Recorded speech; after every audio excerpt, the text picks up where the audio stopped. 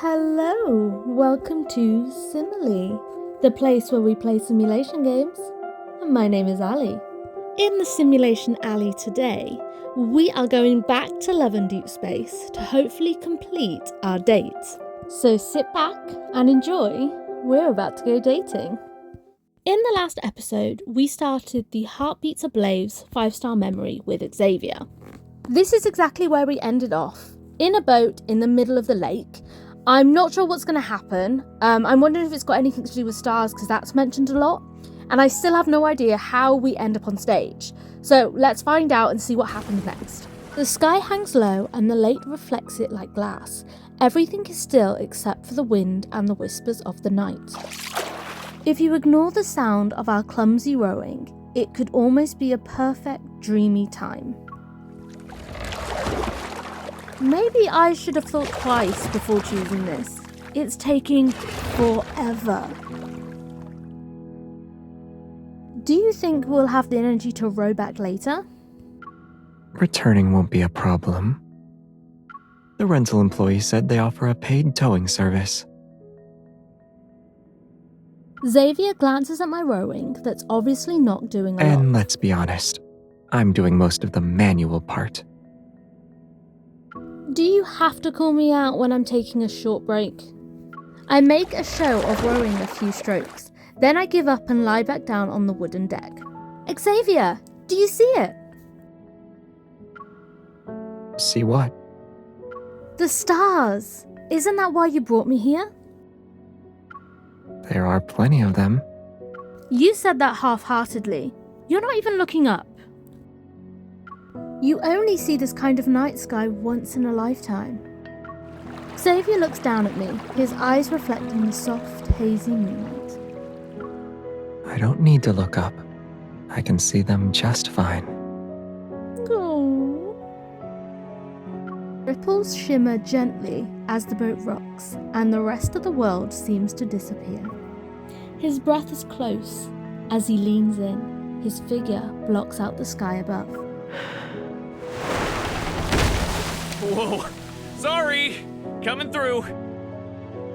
I told you to paddle left. Hurry up. We're going to miss out on the good spots. Cola, crepes, popcorn, blankets, raincoats, telescopes. I sit up and use Xavier's shoulder to steady myself. Around us, at least a dozen boats are already floating in the middle of the lake. More keep arriving from the distant shore, and they're all packed with excited tourists. Sorry, we almost ran into you guys. Hey, do you want some sparklers? They look great in photos. Take this box. Before we can say anything, a box of sparklers lands in our boat. It sits between us. Thanks. Xavier picks up the box and sits back down. He pulls out a few sparklers and looks sort of annoyed. Come on, it's not that bad. Peak season is bound to be crowded. Even a night like this, loud and a little messy, is still beautiful. You can't really experience it while on a spaceship. I'm fine. You don't have to cheer me up.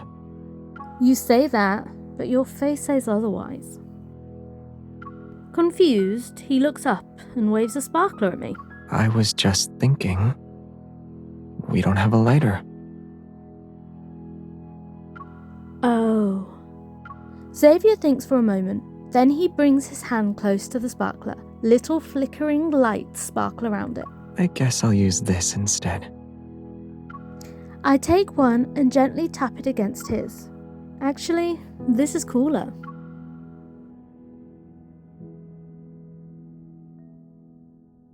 It turns out that the polar night sky changes over time too. At first, the sky is dark blue. It's like velvet that was brushed free of sunlight. Stars hang quietly above. Slowly, the blue fades to grey. Then it darkens into a rich black. One by one, the stars grow clearer, brighter. By the time Xavier finishes pointing out each star to me, everything around us has fallen silent. We should head back. Are we staying in the town tonight? We'll be outside the town. Huh? It's peak season, and there aren't any rooms left. The boat rental guy said we could keep this overnight. Don't tell me the double sleeping bag was also something he just happened to provide. Xavier gives me a look of feigned surprise. It's too theatrical to be convincing. That guy is really thoughtful. After a pause, I slide into the sleeping bag and wrap my arms around his waist. Let's just pretend every hotel in town is full.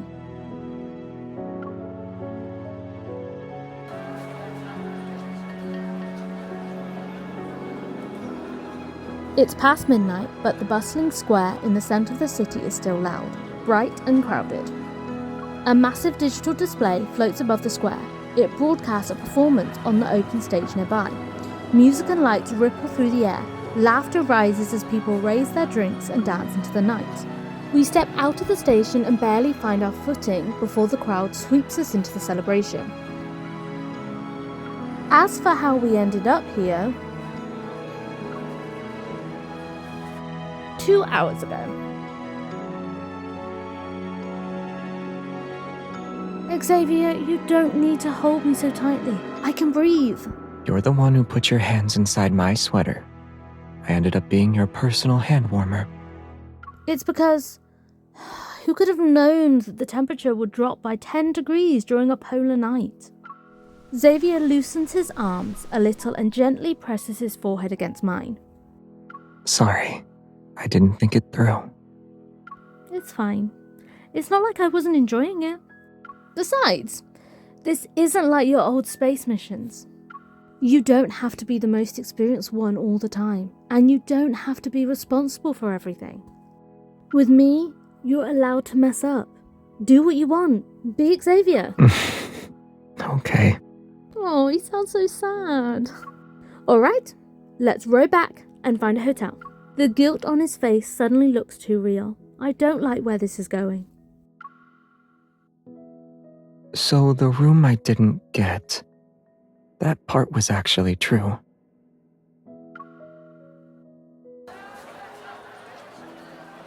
Luckily, extra trains were running at midnight during the polar night.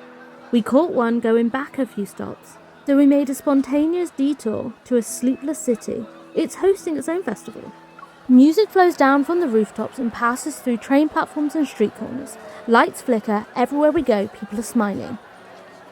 At first, I'm just following the crowd, but the joy here is infectious. It's not long before I'm walking with a spring in my step. It's so lively! Lincoln has a polar night festival too. Tara sent me pictures.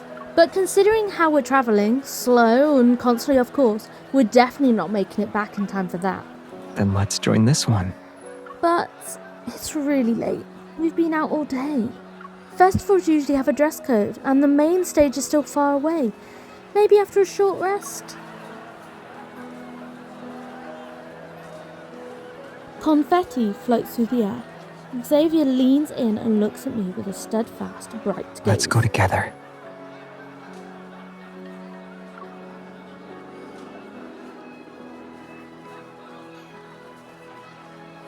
Suddenly, all my hesitation feels silly. I grab his hand without thinking. What does this mean? I don't get it. It means I'm not letting go. It doesn't matter where we go.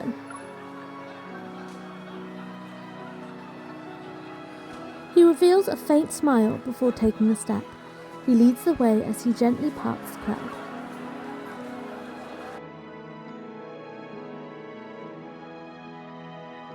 We quickly find a self-service styling studio tucked away in a nearby mall. I finish changing and push open the door to the makeup room. It's dark inside.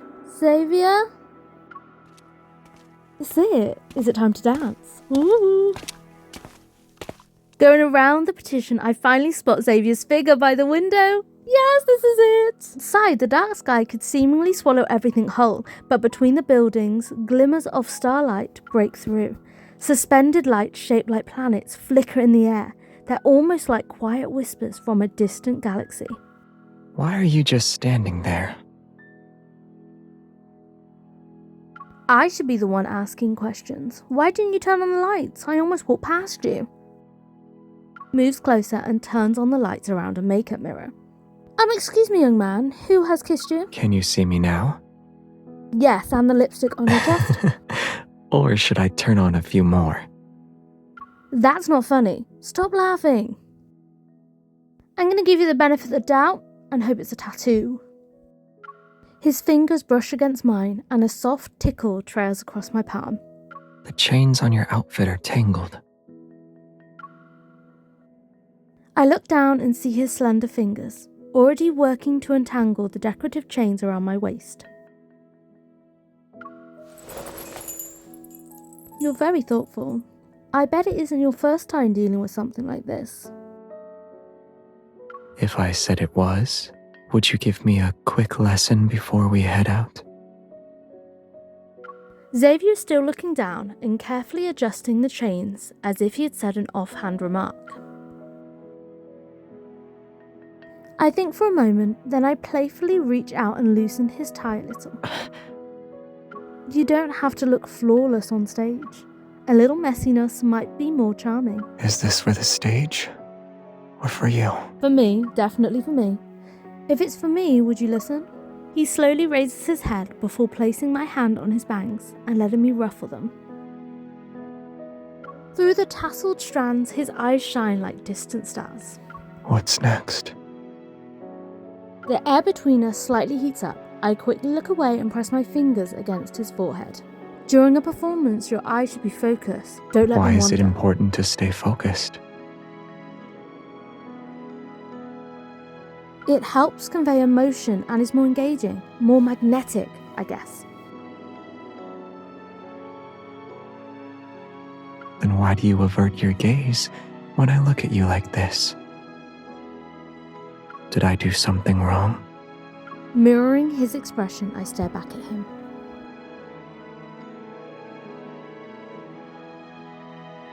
Stop asking me that. Don't you already know the answer? No, I don't. But on the boat, I remember you saying that Xavier is allowed to act on impulse. He can make mistakes. Our gazes meet again, and he leans in. Ooh, it's getting hot in here. So even if I mess up now, will you still look at me like this? Always, unless Saint's in the room. Our noses touch. His breath is warm and gentle, like fluttering down feathers. Then you have to keep shining. Don't let me lose sight of you. All right. I'll be the brightest star in your sky. Above us, the starry sky stage has dimmed, and I can faintly hear the closing song in the distance.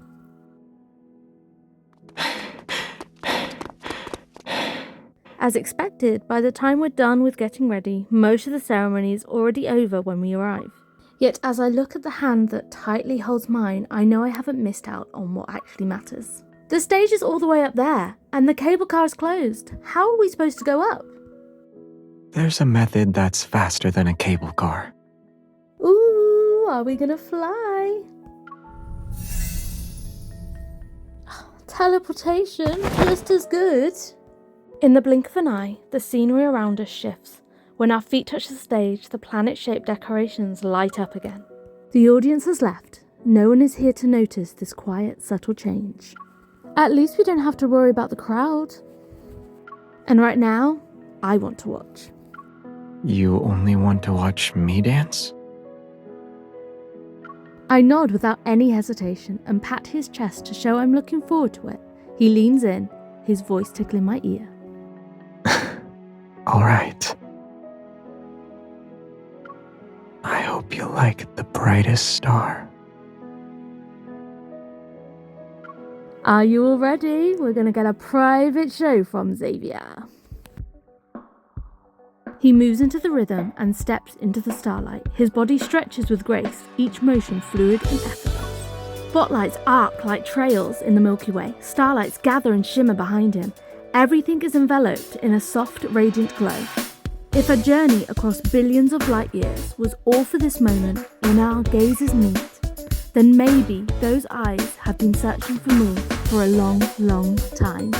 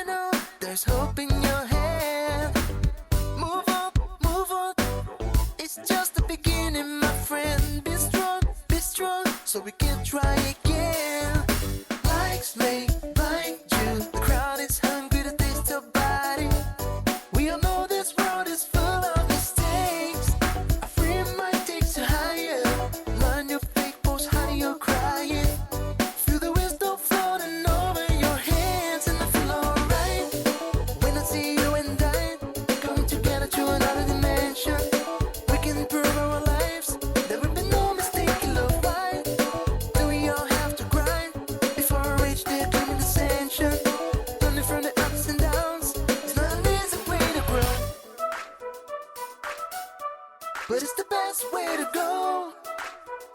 Oh, come on.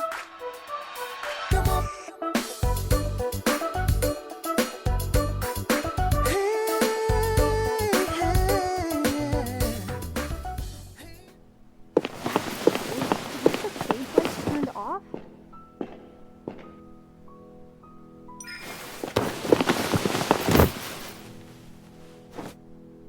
Unexpected things usually happen when you're traveling through space.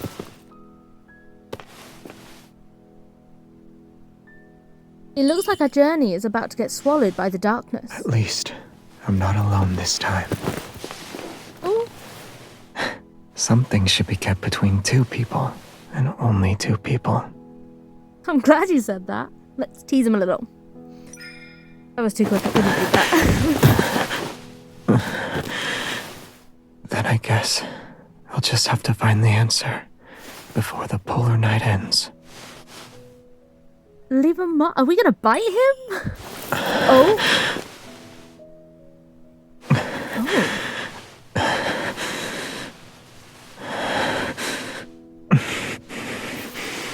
Oh, we at least kissed him. Then I guess this is your way of claiming me. If I'm correct, then for the rest of this night, you only belong to me. Ooh, it's definitely getting hot. Let's get closer.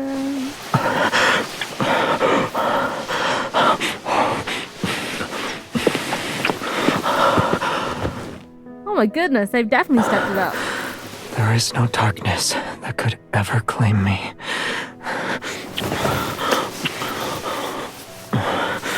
I feel like I shouldn't be watching this. Cover your eyes, guys. Because my everything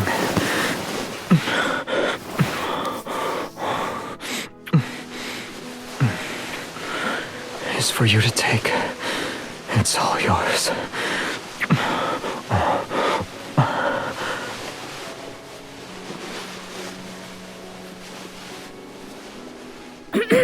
Well, that just happened.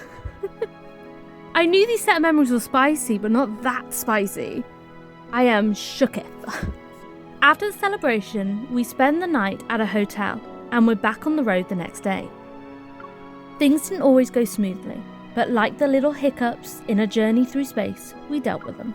Under the night sky, the countryside stretches out before us. The city lights in the distance flicker faintly along the horizon. There's one last stretch left in the trip before we return to Lincoln. Is there more? I thought that would have been the end. Not that I'm complaining. On the grass, I turn around to face Xavier and walk backwards with a spring in my step.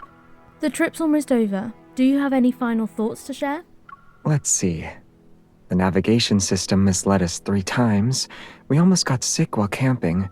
And we only realized the pot needed to be plugged in after lighting the stove. I still think it was great. Perfect, even. Someone is giving a suspiciously high rating to the chaos he planned. The best part of any trip is the unexpected. Xavier pulls me to the side to avoid a rock I didn't see. I take the chance to link arms with him. Maybe that's because you don't think anything is a problem? Even when you told me about the engine failure thing, you sounded like you were just saying the coffee was unsweetened. Before I could even get nervous, you were already like, I fixed it on the way. Okay, I'll try to come up with something more dramatic and cinematic next time. Like the ship suddenly breaking into pieces and me rebuilding it while fending off wanderers. Before I can respond, Xavier places his hands on my shoulders and turns to me. He whispers into my ear. But something unexpected outside of this journey has already arrived. Suddenly, flames burst through the dark sky. Nearby, a massive curved figure begins to rise. A hot air balloon?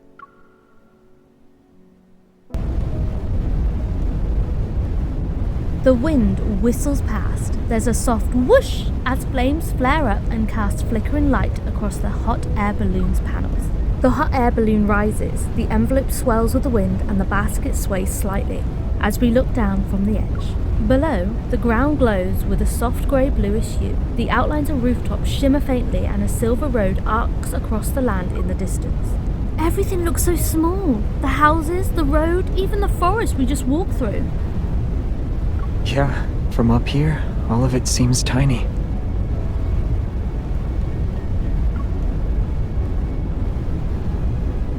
When you look down at other planets from your ship, was it also like this? At first, yes. Eventually, it just felt quiet. Was it lonely? Xavier leans on the edge of the basket and lets out a small laugh. Not really. You just realized that whatever you thought mattered, maybe it's not as important as you believed. Whether it's the reason you started the journey, or the choices you thought were non-negotiable. When you're that far out in the universe, they start to disappear. He looks up at the night sky. His tone remains soft. I used to think people forget why they set out on a journey in the first place, little by little. I nod, choosing not to press further. In this brief exchange of words, the hot air balloon continues to rise. Mist stretches across the treetops like a veil, and the dark-coloured mountains roll towards a glowing city skyline. Xavier, that's Lincoln City! Yeah, I see it. The hot air balloon sways gently. I reach for the edge and end up touching Xavier's hand. I tilt my head up to look at him. He's already looking at me. From the universe's point of view, we're not even a speck of dust. But right now, you fill up my entire sky. Oh, so cute! The hot air balloon hovers. It's as if the world is nothing but us and the stars. When there are countless stars, finding one specific planet is almost impossible. The universe is too vast. So much so that even two people meeting again feels like a miracle. I've traveled far, taken wrong turns, seen things I never expected. But I never forgot her name. The planet I had been searching for all along. If he says the MC, I swear. Maybe that drifting traveller looked up at the sky in the exact same way at the current me all those years ago. Whispering the names of stars over and over again, trying to remember. And those stars he saw, were they as distant, quiet and unreachable as the ones we're seeing now? So, you didn't forget? No matter how far you went or how long it took, you never forgot about where you wanted to go. The city lights ripple through the mist below us. Time itself seems to slow down. It's because this time, I'm not traveling alone. Someone has been with me the whole time. With her by my side, even the unexpected becomes unforgettable. I turn towards him. The night wind blows the hot air balloon's panels. Firelight glows softly against the side of his base. I used to think that you needed a good reason to set out on a journey. But the reason is simple for this one.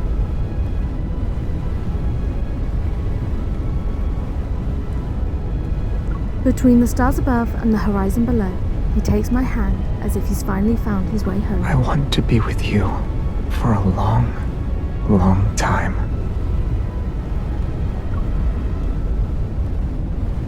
Okay, so that looks like it's the end of Xavier's 5-star memory offbeat track. I hope you enjoyed it. It was definitely more spicy than I thought it was going to be, and was one of the longest memories I think I have played. I'm definitely excited to see what the other 5-star memories have in store for us, but for now, I'm going to end this episode here. If you want to see more 5-star memories, let me know, but in the next episode, I'm going to try and cover more of the event story. But it's time to say goodbye to Xavier, goodbye to Deep Space, and I'll see you in the next one. Bye!